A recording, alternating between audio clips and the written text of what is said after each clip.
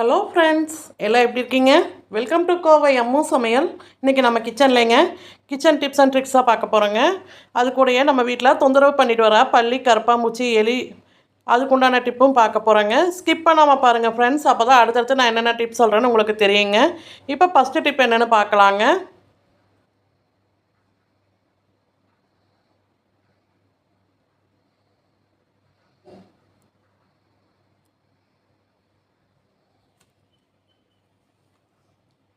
இப்போ பார்த்தீங்கன்னா நம்ம வீட்டில் இருக்கிற இந்த பப்பாளி இலையை வச்சு தான் நம்ம வீட்டில் அட்டகாசம் பண்ணிட்டு வர பல்லி, கரப்பாம்பூச்சி, எலி எல்லாத்தையுமே நம்ம துரத்த போகிறோங்க. பப்பாளி இலை வந்து இப்போ ஒரு பீஸ் போல் நான் எடுத்து வச்சுருக்கேங்க. நம்ம இது முழுக்க முழுக்க பார்த்திங்கன்னா நம்ம வீட்டில் இருக்கிற பொருளை வச்சு தாங்க நம்ம எல்லாமே ரெடி பண்ண போகிறோம். அதனால் ஸ்கிப் பண்ணாமல் பாருங்கள் ஃப்ரெண்ட்ஸ். இப்போ அடுத்தது என்ன எடுக்க போகிறோன்னு பார்த்தீங்கன்னா நம்ம வீட்டில் கிடைக்கக்கூடிய இந்த கற்பூரவள்ளி இலை தாங்க. இந்த கற்பூரவள்ளி இலையும் எடுத்துக்கலாங்க.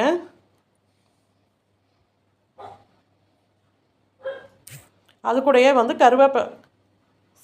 அது கூடயே வந்து வேப்பந்தலை எடுத்துக்கலாங்க. வேப்பலை வந்து என்கிட்ட காஞ்சது தான் இருக்குது, அதனால் நான் காஞ்சது சேர்க்குறேங்க. ஃப்ரெஷ்ஷாக கிடச்சாலும் அதையும் சேர்த்துக்கோங்க. இப்போ நம்ம எடுத்து வச்சுருக்கிறது எல்லாமே வந்து மிக்ஸி ஜாரில் சேர்த்துக்கலாங்க.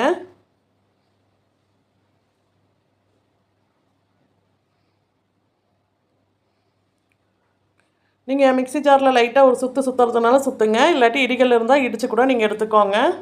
இப்போ பப்பாளி இலையே வந்து எல்லாத்தையும் வந்து கட் பண்ணி சேர்த்துக்கலாங்க.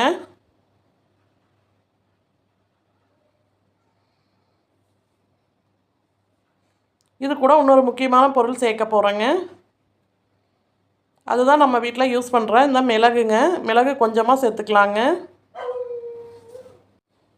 இப்போ மிளகும் சேர்த்தாச்சுங்க. இப்போ இதை வந்து மிக்ஸி ஜாரில் ஒரு சுற்றிட்டு வந்து காட்டுறேன் பாருங்கள். இந்த மாதிரி இப்போ அரைச்சிட்டு வந்தாச்சுங்க.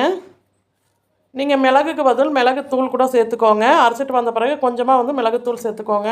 இப்போ ஒரு பாத்திரம் அடுப்பில் வச்சுருக்கேங்க. நம்ம அரைச்சதை வந்து சேர்த்துக்கலாங்க. மிக்ஸி ஜாரில் கொஞ்சமாக வந்து தனியாக எடுத்துருக்கேன் பாருங்கள். எல்லாத்தையும் சேர்க்க வேண்டாங்க, கொஞ்சம் வச்சுருக்கேன் பாருங்கள்.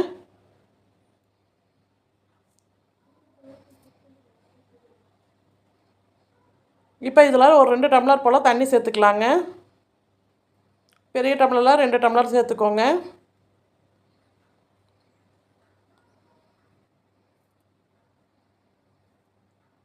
இப்போ இந்த தண்ணி நல்லா வந்து கொதித்து வரட்டுங்க. இது கூடயே வந்து கொஞ்சமாக வந்து கல்லுப்பு சேர்த்துக்கலாங்க. இப்போ பாருங்கள் தண்ணி நல்லா கொதித்து வந்துருச்சுங்க. இந்த சமயத்தில் வந்து ஒரு 2 கற்பூரம் போல் பொடிச்சு சேர்த்துக்கலாங்க.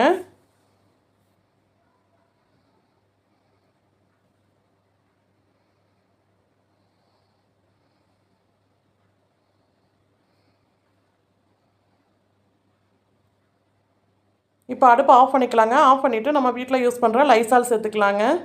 லைசால் ஒரு மூடி போல் சேர்த்துக்கலாங்க. இப்போ லைசால் சேர்த்த பிறகு ஒரு பிளேட் போட்டு மூடி வச்சிடலாங்க. இது நல்லா சூடு ஆறி வரட்டும், அது வரைக்கும் வெயிட் பண்ணலாங்க.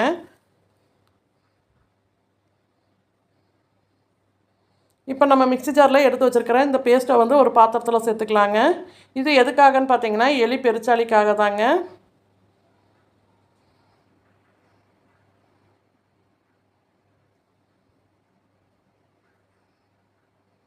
பாருங்கள், இந்த மாதிரி சேர்த்துட்டு உங்கள் வீட்டில் யூஸ் பண்ணுற கோதுமை மாவு வந்து கொஞ்சமாக சேர்த்துக்கோங்க. நீங்கள் எக்ஸ்ட்ரா எந்த தண்ணியும் சேர்க்கக்கூடாதுங்க. இதில் இருக்கிற தண்ணியிலே வந்து நல்லா இந்த மாவை பிசைஞ்சு எடுத்துக்கலாங்க. நல்லா இந்த மாவை சப்பாத்தி மாவு பதத்துக்கு நல்லா பிசைஞ்சு எடுத்துக்கோங்க.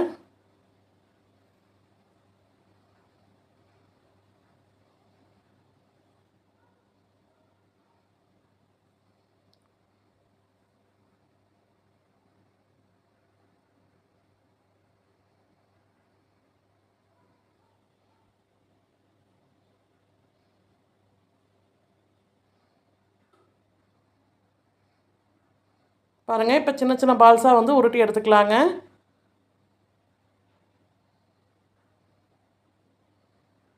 உங்களுக்கு எவ்வளோ தேவைப்படுதோ அந்தளவுக்கு பால்ஸை உருட்டி எடுத்துக்கோங்க. இது எல்லாமே வந்து நேச்சுரலாக வந்து நம்மளுக்கு வந்து எலி பெருச்சாளியில் வந்து தடுக்கிறதுக்கான முறைகள் தாங்க. வராமல் தடுக்கிறதுக்காக நம்ம ரெடி பண்ணி வச்சுருக்கோங்க. ஃபஸ்ட்டு எப்பயுமே வந்து இந்த குட்டி குட்டி எலியெல்லாம் நம்ம தூங்கின பிறகு அதிகமாக நடமாட்டம் இருக்குங்க. அதனால் இந்த மாதிரி வாசல் படியில் ஒன்று வச்சு விட்டுருங்க. அது போக உங்களுக்கு எலி தொந்தரவு எங்கெங்கே அதிகமாக இருக்கோ அங்கெல்லாம் ஒவ்வொரு பீஸ் வச்சு விட்டுருங்க. இதே சின்ன குழந்தைங்க இருக்கிற வீடாக இருந்தால் கொஞ்சம் கேர்ஃபுல்லாக இருங்க. ஏன்னா குழந்தைங்க எடுத்து வாயில் வச்சுருவாங்க. அதனால் கொஞ்சம் பார்த்து கவனமாக செய்யுங்க.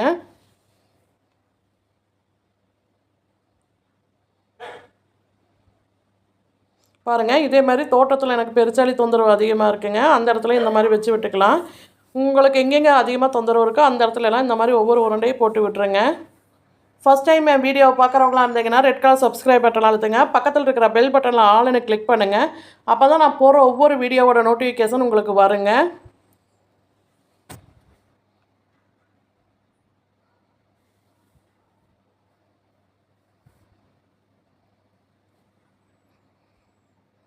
அதேமாதிரி தோட்டத்தில் இந்த இடத்துலையும் ஒன்று போட்டு விட்டுக்கிறேங்க.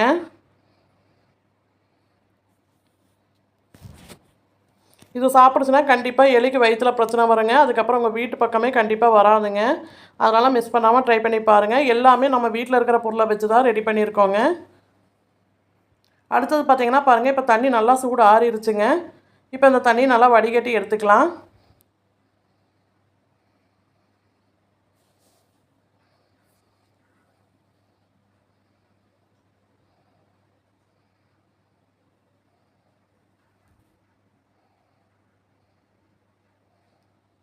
உங்கள்கிட்ட ஜூஸ் பாட்டில் இருந்தால் ஜூஸ் பாட்டிலில் சேர்த்துக்கோங்க. இல்லை ஸ்ப்ரே பாட்டில் வச்சுருந்தீங்கனாலும் அதில் கூட சேர்த்துக்கோங்க.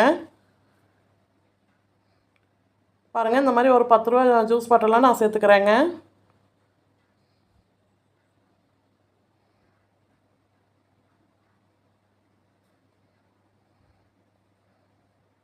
அதோட மூடியில் சின்ன சின்ன ஹோல்ஸாக போட்டு எடுத்துக்கோங்க. இப்போ நம்மளுக்கு லிக்யூட் ரெடி ஆயிடுச்சுங்க. இந்த லிக்யூடை வச்சு வாங்க நம்ம எங்கெங்கே க்ளீன் பண்ணலான்னு பார்க்கலாங்க. எப்பயுமே கிச்சனில் பார்த்திங்கன்னா இந்த குட்டி குட்டி கொசுவாக இருக்குங்க. அதெல்லாம் இல்லாமல் இருக்கிறதுக்கு இந்த மாதிரி நைட் டைமில் எப்பயுமே வந்து நம்ம அடுப்பு க்ளீன் பண்ணிட்டு படுக்கும்போது இந்த மாதிரி நல்லா ஸ்ப்ரே பண்ணி கொடுத்துருங்க. இப்படி ஸ்ப்ரே பண்ணிவிட்டு படுக்கும்போது பார்த்திங்கன்னா இதோட வாசத்துக்கே சரிங்க, பல்லி கரப்பாம்பூச்சி கொசு எதுவுமே வீட்டில் வராதுங்க. இந்த மாதிரி நல்லா ஸ்ப்ரே பண்ணி விட்டுருங்க. விட்டுட்டு ஒரு காட்டன் துணி வச்சு தொடச்சி எடுத்துருங்க. அதே மாதிரி நைட் டைமில் வாஷ் பேசன்லாம் இந்த மாதிரி நல்லா ஸ்ப்ரே பண்ணி விடுங்க. டாய்லெட்லேயும் இந்த மாதிரி நல்லா ஸ்ப்ரே பண்ணி விடுங்க. கண்டிப்பாக இந்த டிப் எல்லாமே உங்களுக்கு யூஸ்ஃபுல்லாக இருக்குங்க. ட்ரை பண்ணி பாருங்கள். அதே மாதிரி இந்த கதவு ஓரங்கள்லாம் பல்லி நடமாட்டம் அதிகமாக இருக்குங்க. அங்கேயும் நல்லா இந்த மாதிரி ஸ்ப்ரே பண்ணி விடுங்க. ஜன்னல் ஓரங்களில் இந்த எல்லா பக்கமும் வந்து உங்களுக்கு பல்லி நடமாட்டம் எங்கே அதிகமாக இருக்கோ அங்கெல்லாம் நல்லா ஸ்ப்ரே பண்ணி விடுங்க. கண்டிப்பாக இந்த டிப் உங்களுக்கு யூஸ்ஃபுல்லாக இருக்குங்க. ட்ரை பண்ணி பாருங்கள். இந்த டிப் உங்களுக்கு பிடிச்சிருந்தா லைக் பண்ணுங்கள், ஷேர் பண்ணுங்கள், கமெண்ட் பண்ணுங்கள். கோவை அம்மு சமையலை சப்ஸ்கிரைப் பண்ணுங்கள். பக்கத்தில் இருக்கிற பெல் பட்டனில் ஆளுன்னு கிளிக் பண்ணுங்கள். தொடர்ந்து சப்போர்ட் பண்ணிட்டு வர எல்லா நல்ல உள்ளங்களுக்கும் ரொம்ப ரொம்ப நன்றிங்க. Thank you all.